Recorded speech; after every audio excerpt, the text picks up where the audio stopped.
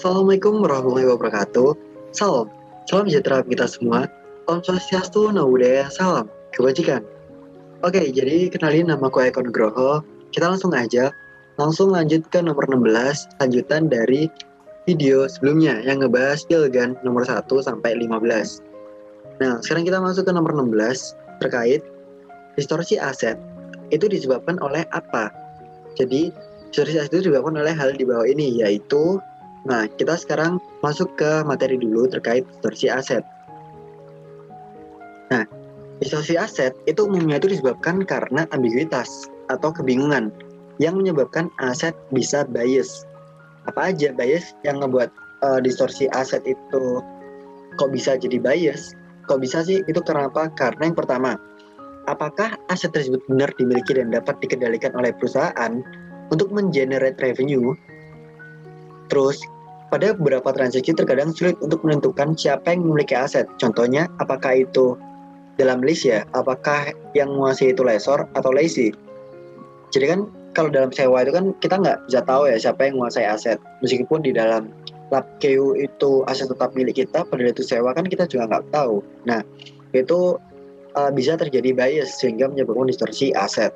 Lalu bisa dicatat sebagai operating list atau capital list. Masing-masing memiliki kriteria mengenai siapa yang mengontrol suatu aset. Kayak gitu. Ini terkait list. Yang kedua itu terkait mechanical rules atau bisnis proses yang ada dalam perusahaan. Belum tentu bisa menggambarkan kepemilikan ekonomi. Lalu ada bisa menyebabkan manajer untuk menstruktur transaksi untuk meraih accounting outcome. Outcome daripada merefleksikan realitas ekonomi dari transaksi tersebut. Nah, ini kan kenapa kok bisa bias? Yang kedua itu, apakah manfaat dari aset di masa depan itu bisa diukur dengan tingkat kepastian yang masuk akal? Jadi kan kalau kita ngelihat manfaat dari aset, misal kita beli terus manfaatnya ke depannya itu kayak gimana kan, itu kita bisa ngukur, tapi nggak benar-benar pasti. Emang masuk akal, tapi nggak terlalu kepastiannya itu masih diragukan gitu. Nah, perlu riset yang lebih dalam lagi, ada research expenditure lah. Nah, terus contohnya pengeluaran riset atau research expenditure ini, karena ya emang kita itu harus riset dulu sebelum kita tahu, oh proyek ini nguntungin, oh proyek ini nggak nguntungin. Meskipun pada akhirnya pengeluaran riset ini jadi sunk cost, kayak gitu. Lalu apakah selanjutnya riset itu nantinya berhasil atau tidak, itu kita juga belum tentu tercapai kayak gitu. Padahal di FRS, beban riset harus diakui sebagai beban, walaupun bisa menjadi menghasilkan manfaat ekonomi di masa depan. Jadi intinya itu FRS itu riset itu masih jadi sunk cost. Lalu yang kedua itu penilaian diperlukan untuk menilai releasibilitas atas aset-aset yang dicatat, jumlah yang tercatat, nilai impairment, depresiasi, masa manfaat yang mungkin salah saji. Nah, jadi kita balik lagi ke soal. Jadi distorsi aset itu disebabkan oleh hal di bawah ini, yaitu konsep pengadaan aset, apakah dilakukan dengan lelang atau penunjukan langsung ke vendor. Ini bukan bagian dari distorsi aset penyebabnya. Jadi kita pembahasannya yaitu distorsi aset itu umumnya muncul karena adanya ketidakjelasan mengenai apakah perusahaan memiliki atau mengontrol sumber daya ekonomi yang dimaksud. Sumber daya ekonomi cenderung memberikan manfaat ekonomi masa depan yang bisa diukur dengan kepastian yang wajar, atau nilai wajar aset itu lebih rendah atau lebih tinggi dari nilai bukunya. Nah, di sini yang paling relate dengan penjelasan distorsi aset yang mana, yang C? Kenapa? Karena kemungkinan jatuhnya nilai aset di bawah nilai bukunya yang disebabkan oleh pesatnya perkembangan teknologi yang terkait dengan industri. Itu kan di sini ada kata-kata jatuhnya nilai aset ya di bawah nilai buku. Oke, jadi nilai wajar aset lebih rendah atau lebih tinggi dari nilai bukunya. Terjadilah lebih tinggi dari nilai bukunya. Itu nilai wajarnya.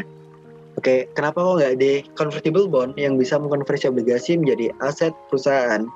Itu bagian dari distorsi liability. Tapi yang di sini yang kita cari adalah distorsi aset. Apa yang menyebabkan di aset itu bisa bias? Kayak gitu ya teman-teman. Nah,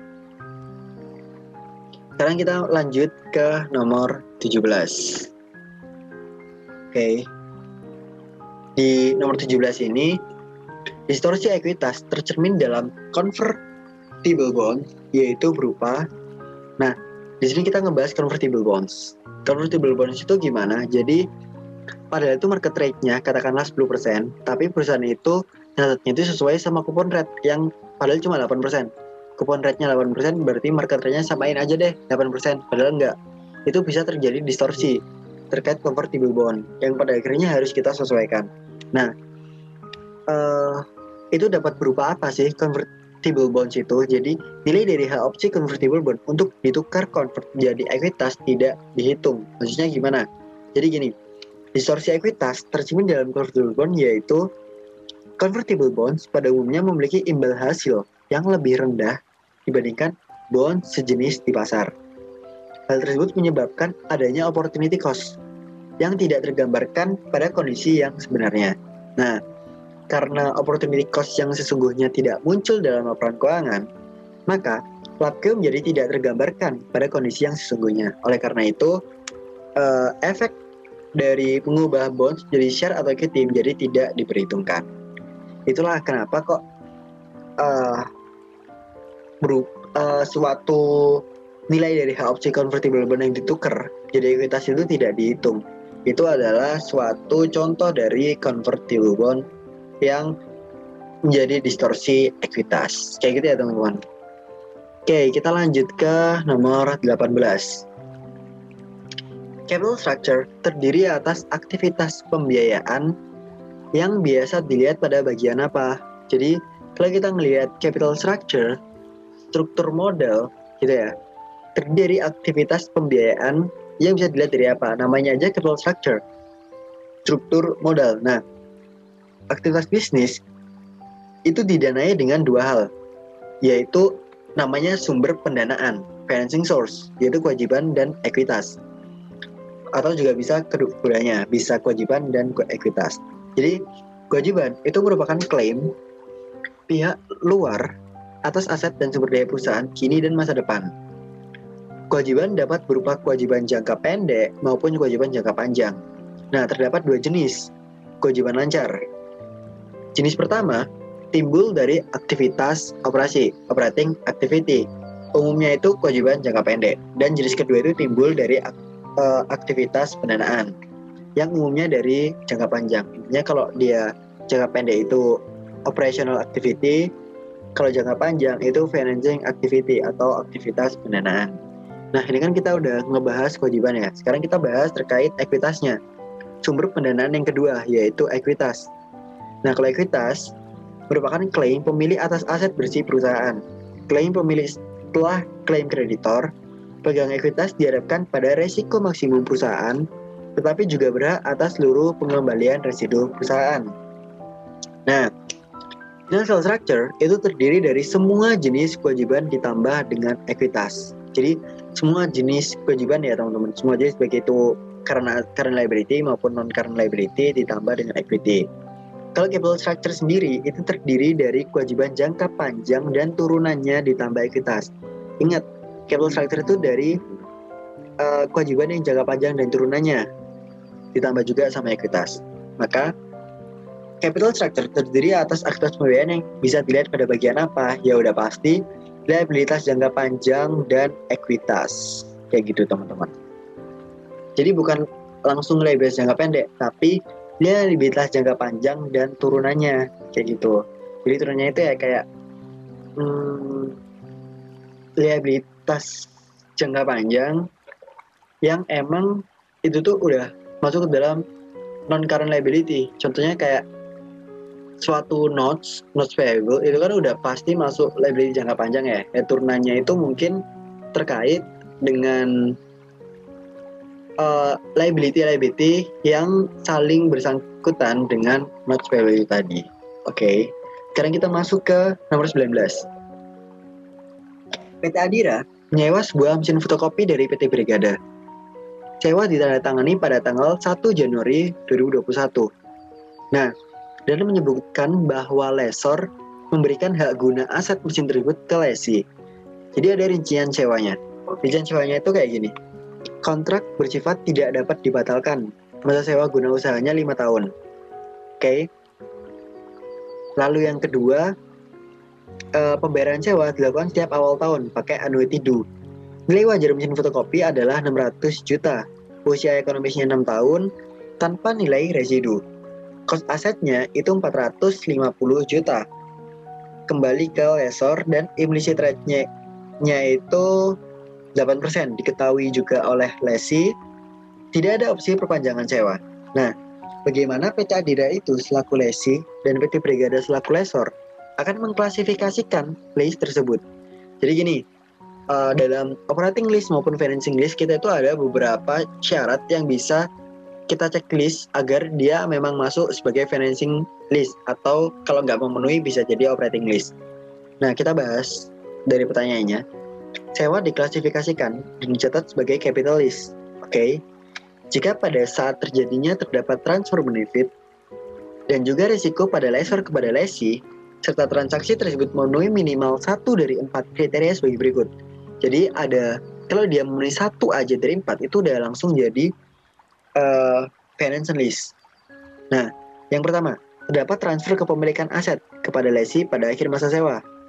Ada nggak transfer kepemilikannya?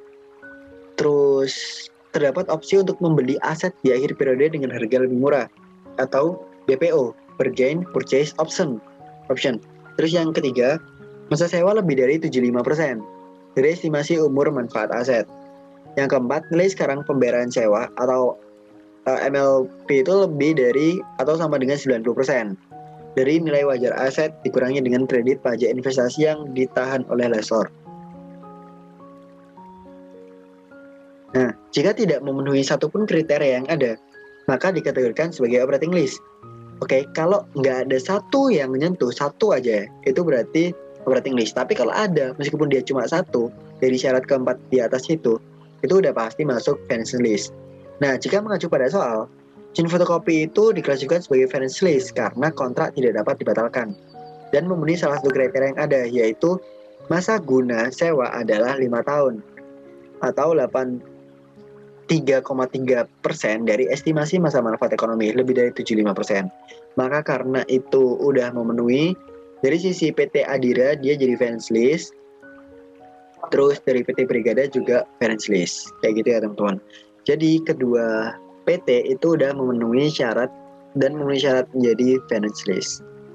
Nah, nomor terakhir, adanya list aset yang tidak dilaporkan di neraca karena dicatat sebagai operating list akan menyebabkan apa? Oke, saat adanya list aset yang tidak dilaporkan di neraca, nggak dilaporkan nih di neraca, padahal itu sewa kan harusnya dicatat. Nah, karena dicatat sebagai operating list akan menyebabkan apa? Kalau dicatat sebagai operating list ya, itu menyebabkan understated asset. Kenapa? Karena menstrukturkan list sebagai operating list tidak akan kelihatan di neraca, hanya terlihat di laba rugi. Jadi kalau dia menstrukturkan list sebagai operating list itu nggak kelihatan di neraca, tapi cuma kelihatannya di laba rugi. Namanya aja operating list jangka pendek, jadi dia nggak benar-benar tercatat pada SFP dalam jangka panjang, gitu kan. Nah, karena catat sebagai expense, tidak ada asetnya, maka itu dapat menyebabkan understated asset. Jadi aset kita itu dinilai terlalu rendah yang sebagaimana mestinya. Nah, kayak gitulah kenapa dia masuk sebagai understated asset. Nah, mungkin itu sih yang bisa aku jelasin terkait Pilgan 20 soal ini. Kurang lebihnya aku mohon maaf, dan mungkin nanti akan ada video lanjutan terkait soal kasus yang akan aku bahas di video selanjutnya. Jadi terima kasih buat teman-teman semua. Sampai jumpa di video selanjutnya. Aku pamit. Wassalamualaikum warahmatullahi wabarakatuh.